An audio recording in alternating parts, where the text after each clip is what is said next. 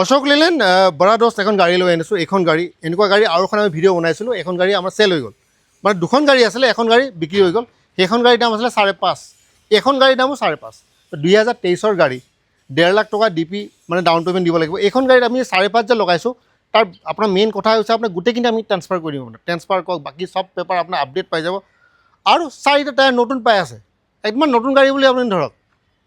এতিয়া গাড়ীখন এবাৰ দেখুৱাই দিওঁ, ফ্ৰণ্টৰ পৰা গাড়ীখন এনেকুৱা দেখিবৰ কাৰণে। চাওক, বৰা দোস্ত এইখন গাড়ী চাওক, 15 ইঞ্চি টায়াৰ নতুন পাই আছে। চবতছে মানে ভাল বস্তুটো হৈছে আপোনাৰ 9 ফুট 8 ইঞ্চি লম্বা, মানে 10 ফুটতকৈ অলপমান কম, মাত্ৰ ইমানকণমান কম।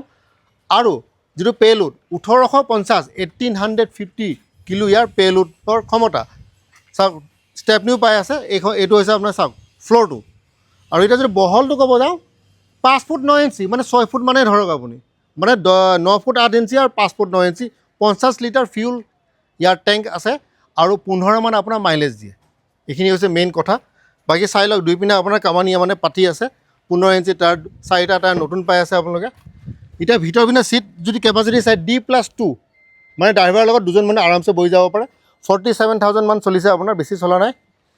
সুন্দৰ গাড়ী, ছেইম গাড়ী আৰু এখন বিক্ৰী কৰি দিলোঁ আমি সোনকালে, মানে এসপ্তাহত বিক্ৰী হৈ যায় গাড়ী। তো আপোনালোকে যোন য'ত যেনেকৈ আছে আপোনালোকে সোনকালে চাওক।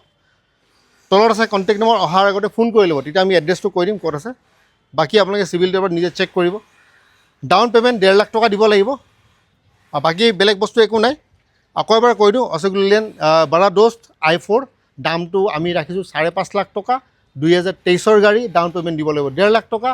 4টা টায়াৰ নতুন পাই আছে, নেম ট্ৰান্সফাৰ কৰি দিয়া যাব। বেলেগ আৰু একো নাই, আপোনালোকে আহক আৰু গাড়ীখন বুক কৰক।